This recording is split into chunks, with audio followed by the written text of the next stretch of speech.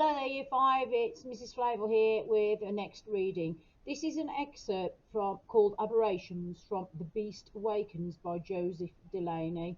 It's a little bit of a spooky story, okay, and it's only the beginning. And again, it's a story that leaves us thinking about what could happen in the future of the story. Crafty was listening to the whispering from his brothers' graves. He sat at the three-legged table, watching the shadows slither slowly towards him and staring at the far wall of the darkening cellar. Leaning against that far wall was a tall, decrepit, narrow cupboard, which without the wall support would long ago have collapsed. Once it had been well stocked with food. Now the cupboard was bare.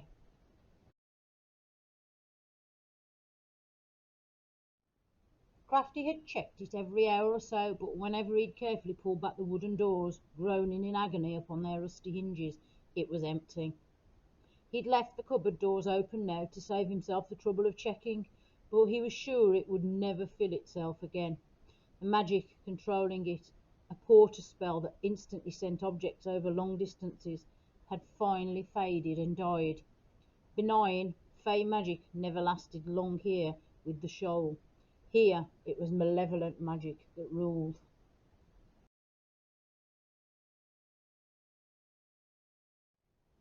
Crafty shuddered just to think of what lay outside the cellar walls, and then hunger made his stomach rumble.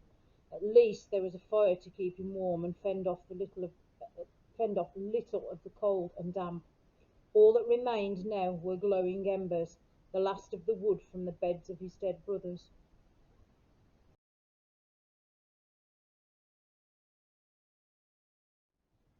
Taking his eyes off the cupboard for a moment, he glanced round at the large wooden bookcase on the other wall.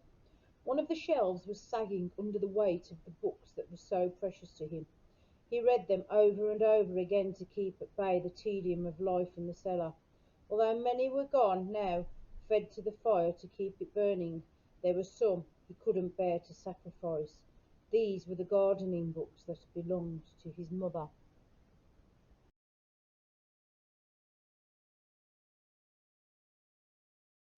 A lump came to his throat as he thought of her.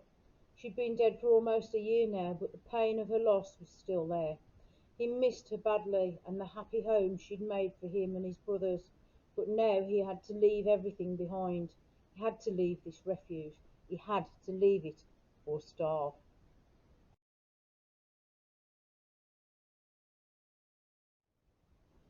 Crafty didn't want to go. He wanted to stay here, with the memories of his mother and his two dead brothers. Brock and Ben had been twins, 2 years older than him. They had been good to him, looked after him, so it didn't scare him when they whispered to him. Sometimes he would kneel on the earthen floor and place his left ear close to their gravestones, listening carefully, trying to hear what they said. Sometimes he heard them calling his name. Crafty, Crafty, Crafty, they whispered.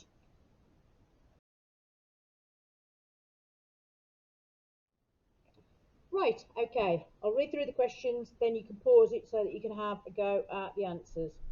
Number 1, where is Crafty? Number 2, what is he listening to? Number 3, what metaphor describes the rusty hinges of the cupboard door? Number 4, what used to fill the cupboard with food? Number 5, what only type of magic is there now? What word explains this? Number 6, why does Crafty shudder? Number 7, where does the wood come from that he is burning? Number 8, why is one of the shelves of the cellar sagging? Number 9, how does he keep the fire burning? Number 10, why doesn't he want to burn some of the books? Number 11, why does he need to leave the refuge of the cellar? And number 12, why isn't Crafty scared of the ghostly whispers from his dead brothers?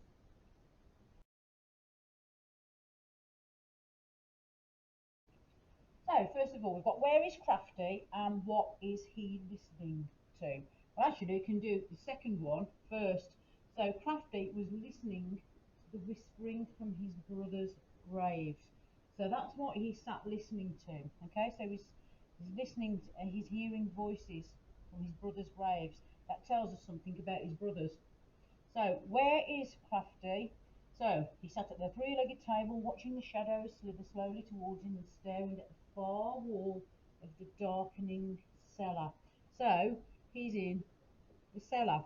Now the cellar is a place that's normally below a house where things are stored and kept.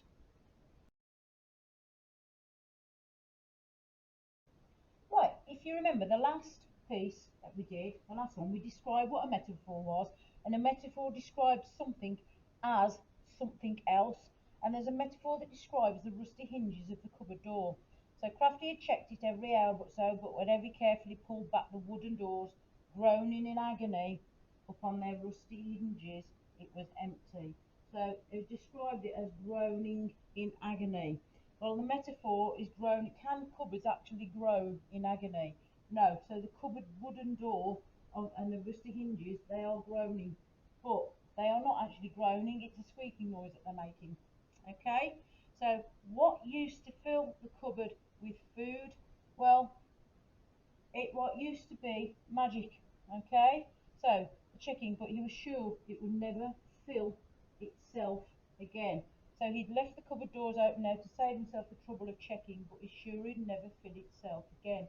So obviously the magic must have filled the cupboard up in the past. And okay, it says the magic has died, it's faded and died. It's benign magic, benign fey magic. Okay, so benign fey magic means it's good magic. Now at the moment, obviously with the shoal here, they've got magic that has changed. Right, we described the magic before as being good magic, okay? So it was benign, something's benign, benign fey magic was good magic. But now it explains the magic has changed. So here the shell was malevolent magic, okay? So malevolent means evil. Means it's dangerous magic. So malevolent is evil or dangerous. So that's the word that indicates to us about the magic. Okay? Crafty shuddered just to think of what lay outside. He's not shuddering because he's cold.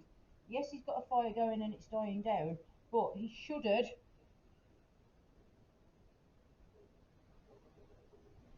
because he was scared.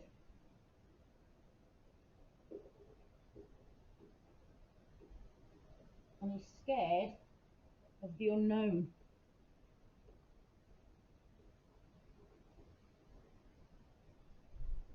It appears he's not been out of this cellar for a while. He is frightened. He is in hiding from something, and it seems like this evil magic is what he is frightened of.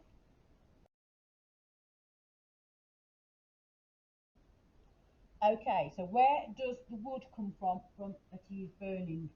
So all that remained now were the glowing embers of the last of the wood from the beds of his dead brothers. So it was from his dead brothers' beds. And why is one of the shelves sagging? Well, sagging means to bow down in the middle. Okay, so it's sagging because of the weight of the books. It's pushing it down, it's pushing the shelf down.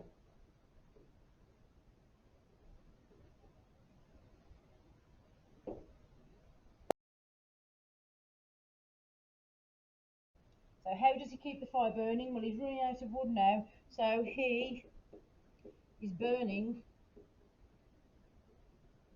some of the books.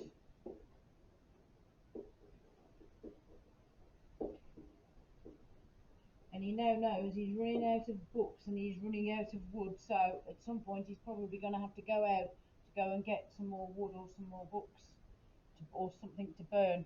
So why doesn't he want to burn some of the books? Well, there were some he couldn't bear to sacrifice. That means to give up. These were the gardening books that belonged to his mother. So, okay, he doesn't want to burn the books that were his mother's.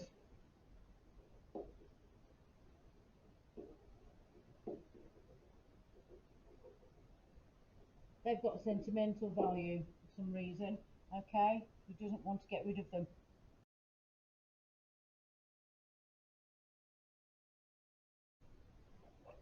So, why does he need to leave the refuge of the cellar, and why isn't Crafty scared of the ghostly whispers from his dead brothers? So Crafty didn't want to go. He wanted to stay there with the memories of his mother and his two dead brothers. So, he has lots of memories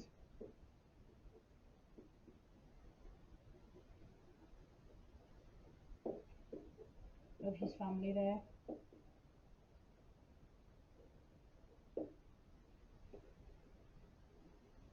So he doesn't want to leave, okay? But he needs to because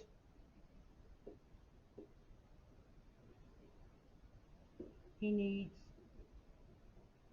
food and warmth. The cupboard is bare, he's got no food, the fire's dying low and he doesn't want to burn the books, so he knows he's got to leave there for food and warmth, okay? But he knows he doesn't want to leave because of his family, and he's not scared of the ghostly whispers. It's because his two brothers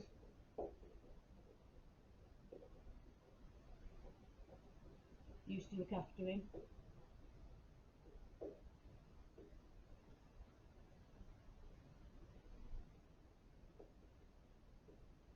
So he's not scared of people that he knew cared for him and looked after him. So they've been good to him, they've looked after him. So this is the reason he doesn't get scared of the whispers from them.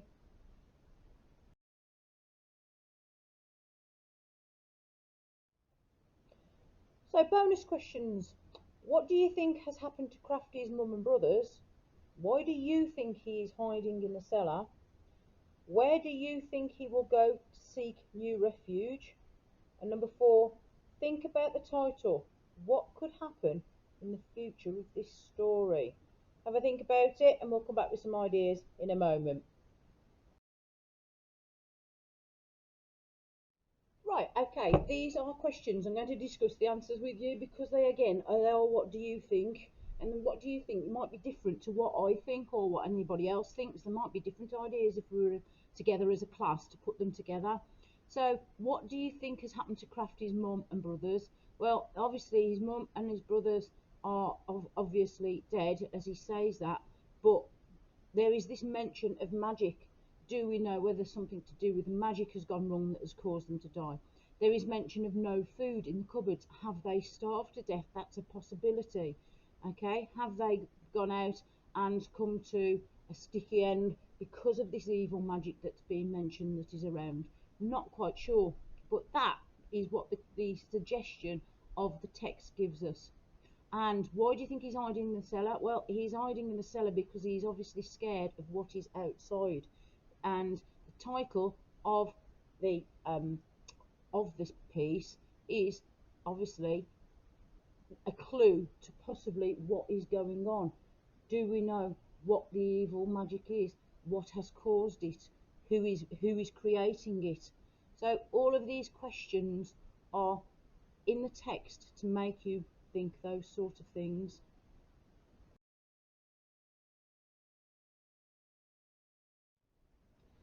Again, I'll explain this one. So where do you think he will go to seek new refuge? Well, there's lots of places. We don't know where he lives. Does he live in a town? Does he live in a village? Does he live in a farm cottage in the middle of nowhere? Does he live in a city? So he now needs to go and find safety somewhere. Is he going to find safety, obviously, where someone is still doing good magic, which is a possibility?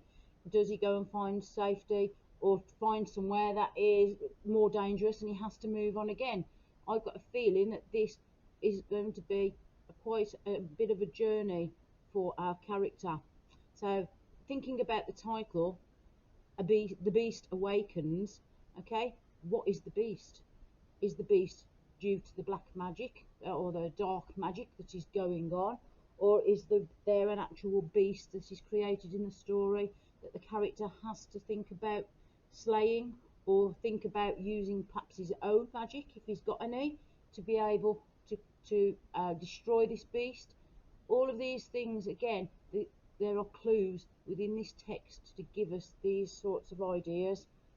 I hope you enjoyed the text. I enjoyed doing this one again. I always like the texts that really start to make me think, and not just think about what is actually written there, but think in between the lines and think about the future of what's going to go on in the story.